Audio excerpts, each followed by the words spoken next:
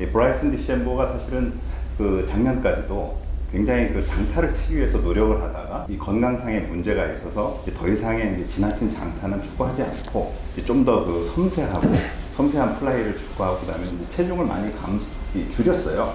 이 브라이슨 디셈버가 칼 버크셔를 집에 초대해가지고 굉장히 오랫동안 훈련도 하고 이 칼 버크셔도 또 이 브라이슨 디셈버에게 장타의 비결을 이렇게 가르쳐 주는 것뿐만이 아니고 그 브라이슨 디셈버에게 그 일반 골프, 아이언샷이라든지 그러니까 장타와는 관련이 없지만은 이 일반 골프 실력을 향상시키기 위해서 꼭 필요한 이제 그런 것들을 했다고 하는데요.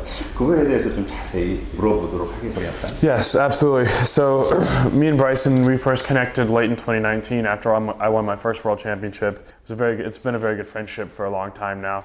And we like to expand on our thoughts and really dig down into what we think theoretically should work and what shouldn't work.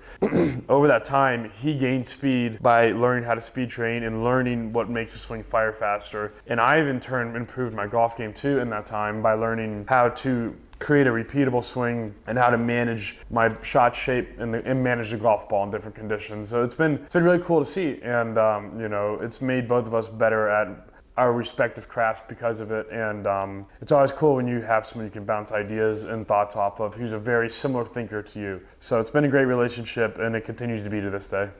브라이슨 디셈버는 사실 여러 가지 그 건강상의 문제가 있었어요. 그러니까 벌크업을 통해 가지고 이 단기간에 한 300야드 정도, 320야드 정도 이렇게 최대한 그 비거리를 낼 수 있었던 선수가 한 400야드가 넘는 비거리를 내는 데까지는 성공을 했지만 이 지속적인 프로그램으로 이렇게 자기가 습득하지는 못했어요.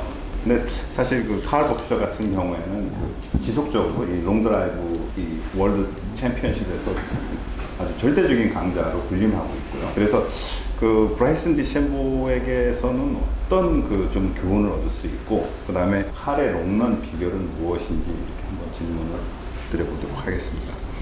One of the few things, so I never suggested to Bryson to gain a ton of weight, but he's a very smart person, so I certainly wasn't going to say, don't do it, and I think it helped him a little bit. I think ideally it would have been good to gain a little bit of weight, maybe not a ton, and I think he actually quickly realized that too, and he's slimmed down a lot now, and he's kept pretty much all of his speed. And for me, I've maintained a very stable weight throughout my career, between about 90 and 100 kilograms, give or take, at most. And I think that's one of the things that's helped me stay at the top for so long is my body doesn't change that much. I might add maybe a kilogram of muscle every year, and I might lose a kilogram of fat every year. So I might slowly get leaner. I do believe I have gotten leaner over the last 5 years every year, but I just don't change too much. I think a lot of people, when they get to the top of their craft, it can be a double-edged sword because what gets you to the top of your craft, that endless desire for improvement and the betterment of your abilities, actually can be your downfall when you get to such a high level where it's harder to get better because you keep trying to change stuff and those changes can actually make you worse.